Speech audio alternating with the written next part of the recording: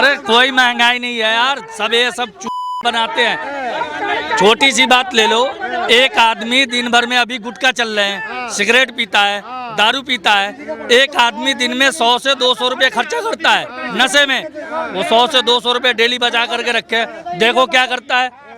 मैं एक चाय की दुकान चलाता हूँ, छोटा सा है ना। 1997 में दिल्ली आया था बिहार से। चाय की दुकान चलाता हूँ, सुबह से लेकर शाम तक चाय बेचता हूँ। उसी में टाइम मिलता है, 4 बजे से लेकर के 6 बजे तक मुरमुरे और पकौड़े बेचता हूँ, है ना। आज मैं गांधीनगर में, है ना, 48 लाख का मकान लिया है। और लोग कह रहे हैं कि रोजगार नहीं है। इनका रोजगार नहीं है। मेरे पास भी आते हैं कारीगर, कमाते 300 है, 150 का गुटखा खाता है, सिगरेट पीता है, गांजा पीता है। कहाँ से बचेगा? मना कर मत खाओ ना। क्यों खा रहे हो नशे? क्यों कर रहे हो नशे? बचेगा? 100 रुपए का 125 रुपए का पौवा पीते हो, 105 रुपए का पौवा पीते हो। 105 रुपए अगर एक महीने में अगर 20 दिन दारू पीते हो, 2000 रुपये 2200 रुपए की दारू पी गई तुमने, हाँ। 2000 का गुटखा खा गया, वो 2000 बचा लो। बच्चे धीरू भाई अंबानी के स्कूल में पढ़ेंगे अगर नशे के पैसे बचा लिए तो। आपने सही बात की, लेकिन किसी को गुटखा महंगा नहीं लगता, शराब महंगी नहीं लगती, दारू महंगी बोलो। इधर आके बोलो, इधर आके बोलो। भी पैसा कहाँ से आएगा यार, ये तो बताइए यार। मुकेश अंबानी सब महंगी लगती है नहीं लगती है यार, फिर सरकार को कौन दारू महंगी लगती है नहीं लगती है। नहीं, दुकान तो जहर की भी है, उसे क्यों नहीं खाते? केजरीवाल ने वो फ्री वाले थे, चले वही बात है ना। केजरीवाल कुछ नहीं, केजरीवाल का नशा नहीं। पहले भी अभी भी मैं कह रहा हूँ, कोई बंदा अगर एक गुटखा 5 रुपए का खाता है ना, अगर वो बंदा दिन में, मेरी बात सुनो भैया, दिन में अगर 5 गुटखा खाता हो 25 रुपया हो गया। अगर 2 सिगरेट पीता हो या 5 सिगरेट पीता हो, 10 रुपए का सिगरेट आता है, 50 रुपए हो गए, 70 रुपए हो गए, है ना। अगर हफ्ते में एक दिन दारू पीता है 100 रुपए का, है ना, कितने बचे? कितने पैसे हो गए? भाई साहब, लोगों को तो सिलेंडर महंगा लगता है, पेट्रोल महंगा लगता है। अच्छा, सिलेंडर महंगा लगता है, पेट्रोल महंगा लगता है। एक घर में 4 गाड़ी रखने की क्या जरूरत है? 4 गाड़ी रखने की क्या जरूरत है? आप बताओ। जब हमारे पास पैसे नहीं है, 4 गाड़ी कहाँ से आ गई? गाड़ी खरीदने के लिए पैसे हैं, पेट्रोल डलाने के लिए पैसे नहीं है। पेट्रोल डलाने के लिए पैसे नहीं है। सरकार को उम्मीदों पे खरी उतर पाए, नहीं उतर पाए। एकदम सही है, चलेगा और रहेगा भी, रहेगा भी। ऐसा ना बदलाव हो जाए। कुछ नहीं होगा, कुछ नहीं होगा। ये कहते हैं ना ईवीएम, है ना, ईवीएम क्या है? सही है। पहले था तू कौन है, चल साइड में हट, ये ले रे छाप, अब जाके छाप ले। अब 2 मारता कंटाप पे, चल साइड में हट जा। आप युवा है, कुछ बोलना चाहेंगे? नहीं। 9 साल हो गए, विकास हो रहा है? विकास हाँ हो रहा है। प्रधानमंत्री मोदी का कार्यकाल कैसा रहा? बढ़िया रहा है अभी तक बदलाव तो। होना चाहिए, नहीं होना चाहिए? बदलाव नहीं, अभी ठीक चल रहा है। अभी ठीक चल रहा है। हाँ। देखो जी, सीधी सीधी बात ये, भाई साहब ने अभी बोला बुलडोजर राज है। बुलडोजर राज ना था, ना होगा, ना किसी की हिम्मत है। ये मोदी और योगी के राज में संवैधानिक राज है। ये संविधान के हिसाब से सरकार चलेगी, बुलडोजर के हिसाब से नहीं जो चल रही है। और जो 8 साल में काम हो गया वो पिछले 70 साल में नहीं हुआ। आप वेस्टर्न यूपी घूम लो, आप हरियाणा घूम लो या NCR घूम लो, जो सुविधा आज मिल रही है इससे पहले मिल रही हो तो हमें बता दो। दूसरी बात, सिलेंडर 1100 का हुआ, आगे 11,000 का भी होगा। अरे 500 रुपए के सिलेंडर में, 500 रुपए के सिलेंडर में पूरे दिन लाइन लगती थी। दाढ़ी गई 1000 रुपये की, 500 रुपए का सिलेंडर 1500 को ही ना हो गया वो, और यहाँ 1100 का मिल रहा है। और क्या चाहिए? और इससे ज्यादा क्या देगा?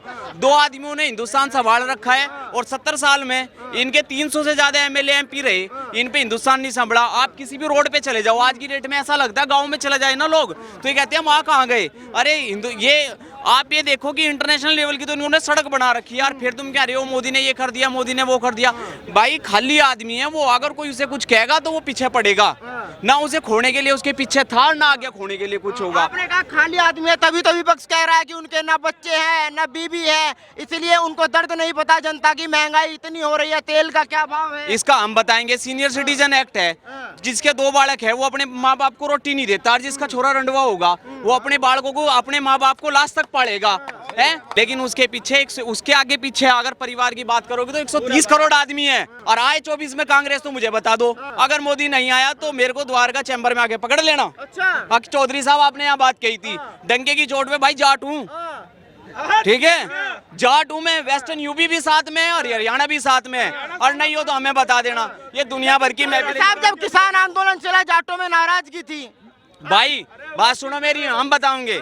अगर घर का एक बालक छो नशे में आ जाना तो मनाना भी पड़ता है। अब किसानों को हमने मनाया, कोई बात नहीं होगी। अच्छा ये कारण भी है, कारण सुनो क्या, 70 साल में किसानों को ना तो एजुकेशन दी और ना कानून सिखाए। ये कांग्रेस की नीति थी, पढ़ाओ मत पढ़ाओ इन्हें क्या पता ये नहीं दब के रह जाएंगे। अब देखो उनको क्या पता किसान बिल का, कि किसान के भी उस क्या फायदा क्या नफा, वो झुककर उन्हें घुमाया गया, वैसे वो घूम गए। अब पढ़ी लिखी सरकार है और पढ़ा लिखा भारत। एक चीज याद रखना, ये चल रहा है अमृत महोत्सव और शताब्दी का टाइम पूरा होगा, हिंदुस्तान 100% एजुकेटेड होगा, 100% कानून के हिसाब से सीखेगा और ये होकर रहेगा जी। चौधरी साहब आपको विकास दिख रहा है, विपक्ष को विकास नहीं दिख रहा। वो कह रहे फायदा हुआ तो अडानी का फायदा हुआ है। कोई कह रहा है कि जो पीएम है वो अनपढ़ है, पीएम पढ़ा लिखा होना चाहिए। हाँ। पढ़े लिखे और भाई सुन ले, आप पतनाता रहे।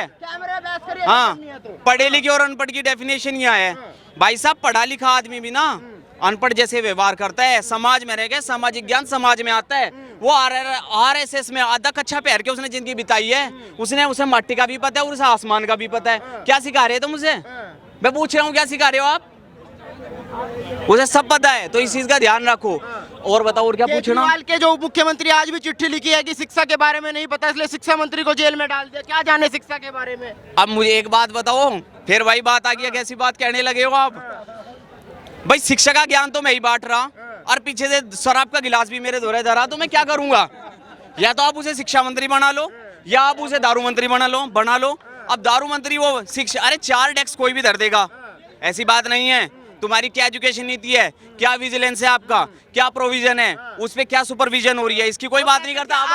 IIT वाले हैं भाई, स्कूल बनाए हमने दिल्ली में। आगे हम और भी बताते हैं।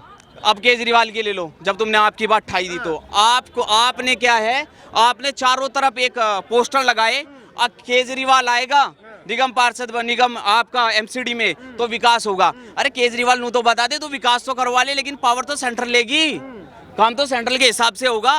अब भाई देखो बात ऐसी है, अगर तुम्हारा तालमेल नहीं बनेगा तो पटेगी आपस में पटेगी ना।